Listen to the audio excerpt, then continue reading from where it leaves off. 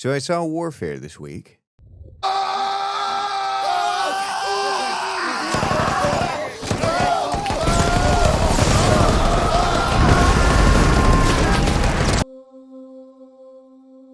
Here's the spoiler-free review. You should go see it. It's pretty good. I'd recommend having a stomach for violence. I mean, it's called Warfare, for Christ's sake. But it isn't exploitative. It's just honest. And if you've seen Saving Private Ryan or We Were Soldiers, you should be fine. The movie focuses more on the immediate aspects of TBI and PTSD than anything else. The cinematography is good, but I think the sound design was the real winner for me. Sitting in the theater, I could physically differentiate between different weapons and calibers, small arms versus the MK-46 versus the Bradley chain gun, based on how much each round made my chest cavity vibrate. And I was really impressed by that.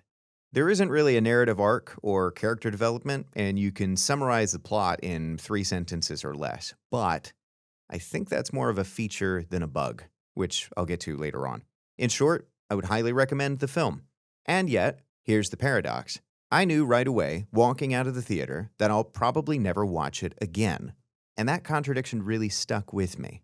What kind of film is it that I would recommend to others, but that I would never want to see again myself? And it got me thinking, are there other movies that fall under this category for me? It turns out, yes, there are. And I've decided to name this category one-shots.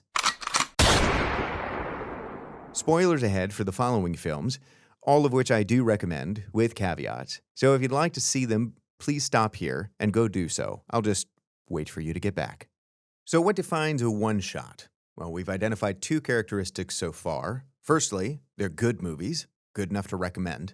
Requiem for a Dream and Irreversible, the 2 that immediately came to mind as I was writing this, are both exceptionally good films, and I do recommend watching them after you sign a liability waiver for any psychological harm you may suffer as a result. Seriously though, these are both really fucked up. Please tread with caution. But even though they're good, there's something about these films that makes a second viewing feel almost unbearable. And it isn't simply that they're disturbing, which they definitely are.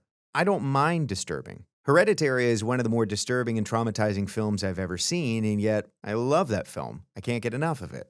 And it certainly isn't that Warfare was more violent or graphic than any other war movie I've ever seen.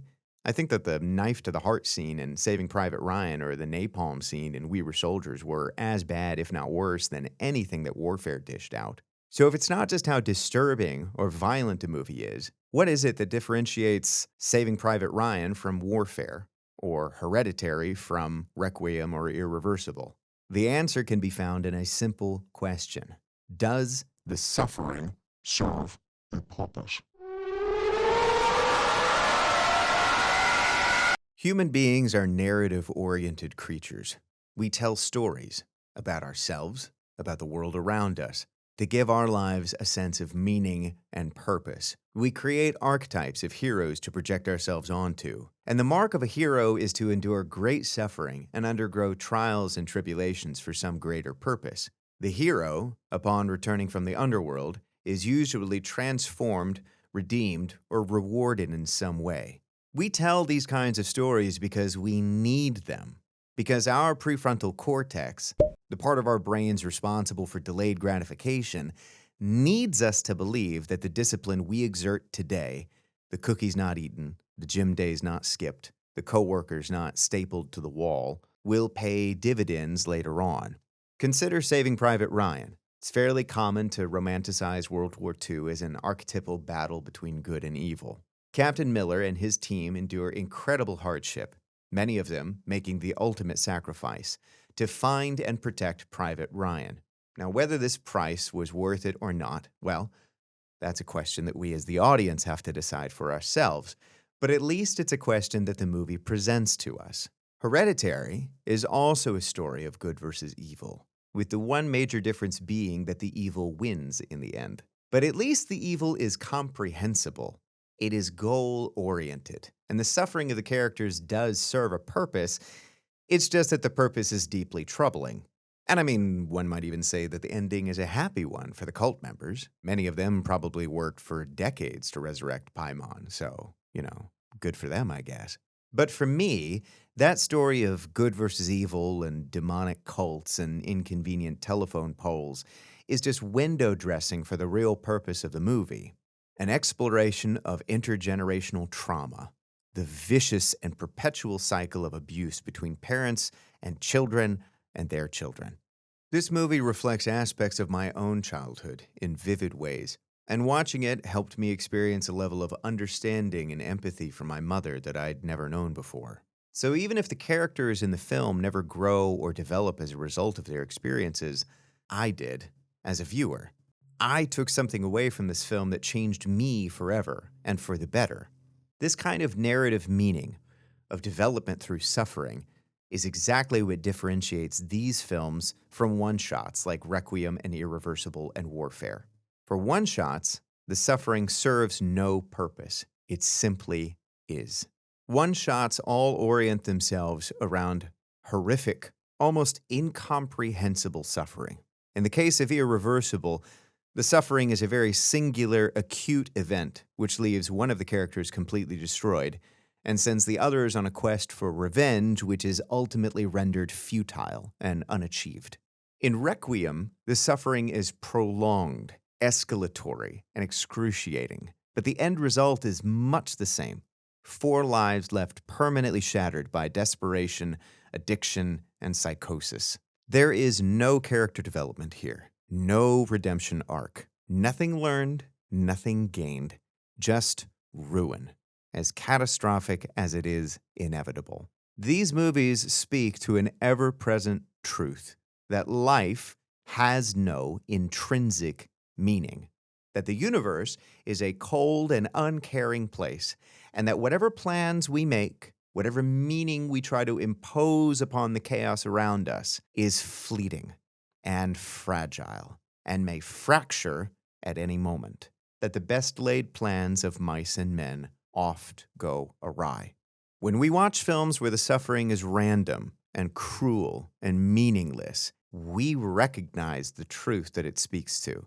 And this truth is not just disturbing, it is existentially intolerable. Which brings us to Warfare. Warfare was written and directed by Ray Mendoza, and it tells the story of a military engagement that he personally experienced while serving in Iraq in 2006. While occupying a house in Ramadi, Ray's platoon is attacked. They sustain heavy casualties, endure severe physical and psychological trauma, and are finally extracted under heavy fire. And that's it. That's the plot of the film. We are told nothing about these characters, neither who they were before the engagement began or what happened to them afterward. Nothing is romanticized. Nothing is idealized. It is as harrowing and primal and raw as any war movie that's ever been made. And it's fucking brilliant. Full disclosure, I have never served in the military, but I did work for the VA, helping vets to complete compensation and pension medical examinations, which are standardized evaluations that assign disability compensation based on objective criteria and testing, which is a fancy way of saying that I've seen firsthand exactly how poorly we treat our veterans when they get back home, and all of the bureaucratic hoops that we force them to jump through to get even a pittance of support for their permanent injuries. And to make things worse, most of them have been psychologically conditioned to not complain and to never ask for help. Many of them are fighting themselves as hard as they're fighting the system that did this shit to them in the first place. The whole thing is a sick and twisted situation, a quagmire of pain and red tape. And the memory of the vets that I couldn't help because of some technicality or another is something that I still carry with me today. So when I watch a movie like Warfare and I see the kinds of injuries that these men sustain, the first thought that occurs to me is how badly we probably failed them when they got back home. Getting evac'd at the end of the movie wasn't the end of their suffering. It was just the beginning. And for what? For a war that we now know was based on a series of lies. Never did find those WMDs, did we? Sure found a whole lot of oil, though. That's what makes this movie a one-shot for me. These men, and many, many others like them, in spite of having the best training and technology and contingencies and logistics and raw f***ing military power in human history, are left with permanent physical and psychological scars that they will carry with them for the rest of their lives. And there was no greater good being served, no idealism or nobility to appeal to, no redemption, no conclusion. Just a snapshot of a group of men 7,000 miles away from home, fighting in a war that we never should have started in the first place. The best way to support the troops is to stop throwing them into meat grinders. And now, many years and many pointless wars later, that idea finally seems to be getting some traction. Warfare is an important part of that ongoing conversation because it's not about the victory or defeat. It's not about good versus evil. It's about what's left when the fighting stops. I'd like to personally thank Ray Mendoza and everyone who worked with him to help share his story. Go see the film. You'll only need to see it once. Once is enough.